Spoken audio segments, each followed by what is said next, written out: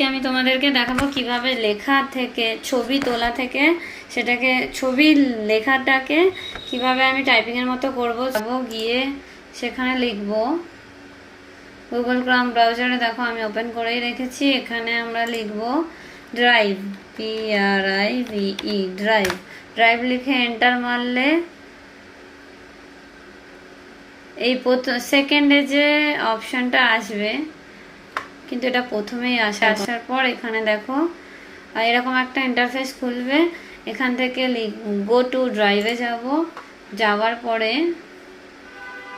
এই ফেসটা খুলবে। এখানে এসে আমি নিউতেই বাঁদিকে প্লাস আইকনে ক্লিক করে যে ফাইলটা খুলবো, যে ফাইলটাকে লিখবো সেইটাকে আপলোড করব। ফাইল আপলোডে গিয়ে এই যে দেখো আমি এই ফাইলটা খুলবো, আমার ডাউনলোডসে রয়েছে। এই ফাইলটাকে ওপেন করে সিলেক্ট করে ওপেন করব।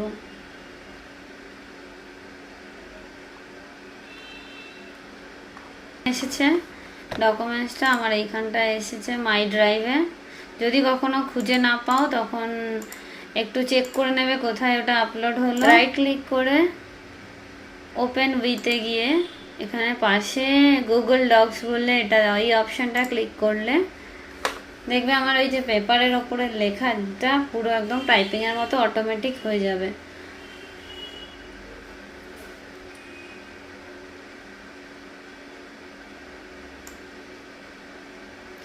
এই যে দেখো পুরো লেখাটা অটোমেটিক এসে গেল। এবারে আমি এইটাকে ডিলিট করে দেবো। এটাকে রাইট ক্লিক করে কাট করে দিলাম।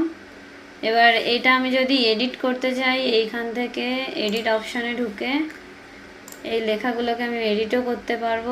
যদি কোনো লেখা লিখতে হয়, কাটতে হয়, কিছু অ্যাড করতে হয়, সব করতে পারবো। এইভাবে ইজিলি তোমরা যে কোনো ফটোকে এইভাবে সুন্দরভাবে লেখা ফটোকে সুন্দরভাবে টাইপ করতে পারবে বিনা টাইপিং করে। সো ভিডিওটা ভালো লাগলে লাইক কমেন্ট শেয়ার এবং চ্যানেলটা অবশ্যই সাবস্ক্রাইব করে দিও। তো থ্যাংক ইউ।